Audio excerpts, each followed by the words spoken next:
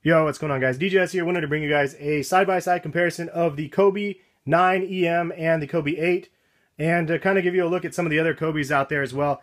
And you can see kind of the steady progression from the Kobe model. I do not have a Kobe 9 Elite, unfortunately, to do a side-by-side because I know some of these things look very, very similar to the Kobe 9 Elite. So I'm not really sure. Unfortunately, I don't have those to do the comparison, so I apologize for that. But I'll show you guys what I can between the Kobe 8 and the Kobe 9 low. Now these things are, in my opinion, I mean, if you know what the Kobe 9 low looks like, and you know what the Kobe 8 low looks like, you know that they look pretty different, but there are maybe some similarities between the two sneakers as well. This is still my favorite colorway of the Kobe 9 or the Kobe 8. The Blitz Blue colorway is just so fresh to me. But so the engineered mesh material on this is pretty much the exact same. If you can see a close-up of the 8s there, and then you can see the 9s. I want to say that it's pretty much the same exact material. So when people hear like the Kobe 9 EMs, people might not like it as much, but it is the same as what we had previously. You can see also along the toe box area, it's kind of protected. And then the same for this one with that material. I don't know what that is. I guess it's what are they? I don't know what they call it when they do that. I'm not a technical dude, but you know what I'm saying. It's kind of covered right there on the toe box. But yeah, so engineered mesh is A-okay in my book. You can see that there's some vents on the inside, and you can kind of see not really that much of a vent, but it is still there on the Kobe 8. Nike swoosh placement is obviously different.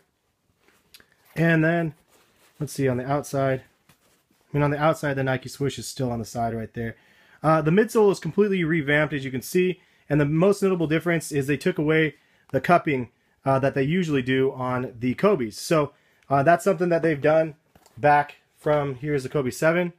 You can see the cupping right there. And then here's another one.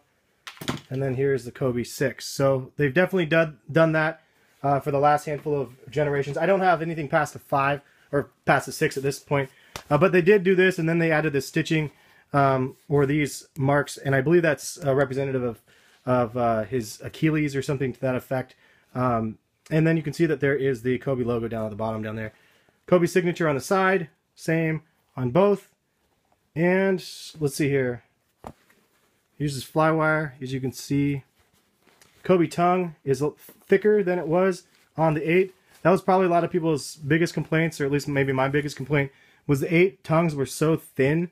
And like the sides right here would just kind of dig into your side of your foot if you wore ankle socks and stuff. And then this is a lot more padding on the 9, so I like the fact that they did that. The logo on the 9 is a little bit bigger than the one on the 8 as well. That is pretty much it. You can see the back area is split into 2 right here versus the 1 on there. Again, this is my first look side by side, so I'm just kind of noticing things as I go here. Definitely a totally different shoe. Obviously the soles are completely different. You have the Kobe logos on the back, but this like kind of footprint mapping on this Kobe 9 is pretty awesome. And you can see always the Kobe's kind of stick out a little bit more right here on that side, and it still does stick out a little bit more. So there's that. I also have the, let's see here, the SS, which is pretty much the exact same thing as the 8. It just has a snakeskin upper right here, and these are the Nike ID ones I got hooked up with. These things are so crazy with that Kobe PE look to it. But yeah, so that's the snakeskin, obviously the upper, which underneath it is the regular material, the regular engineered mesh.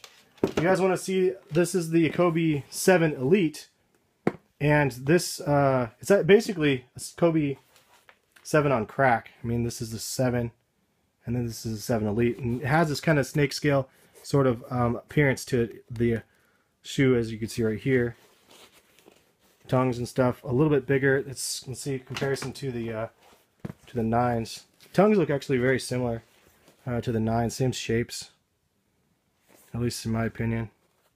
Although this one's kind of cut out smaller, like this area right here, versus this thing comes all the way down to a point.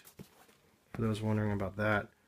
I guess the last thing I wanted to really show you guys in comparing, I guess I'll hold these up next to each other since I have them.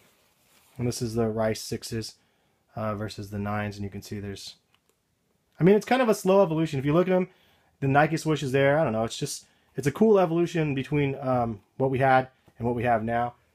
The other major change that they kind of did was the insoles. And you can see, okay, so this is a Kobe 8. And this is a Kobe 9. You can see that it's a little bit bigger, but it's just that the side right here comes up way higher on the shoe. It's way more concave than it did on the 8. So the thickness is about the same from the bottom, from the padding. It just kind of rolls up higher. Also, the other thing is this isn't just, this is actually like textured. Like this sticks out on this one. And it's something that it didn't do in the past, as you can see here.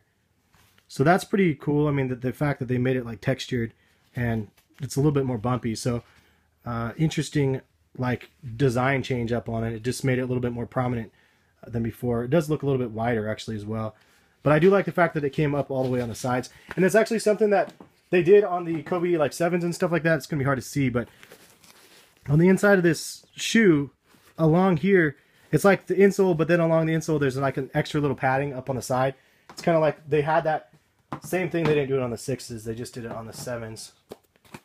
And you can see it's like the extra padding up on the side right there. And they kind of took that and then made it removable. Now, obviously, with something like this with the Kobe 9. So that's pretty much it. It's kind of a impromptu sort of first look for myself as a comparison between these and some of the other sneakers that you see out here.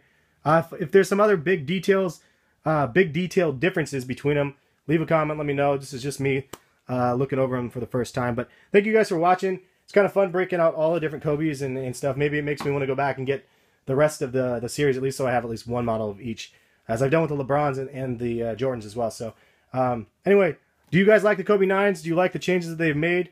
Are there things that they changed that you don't like as much? Leave a comment, let me know. Catch you guys for another video soon. Thanks for watching. Peace, guys.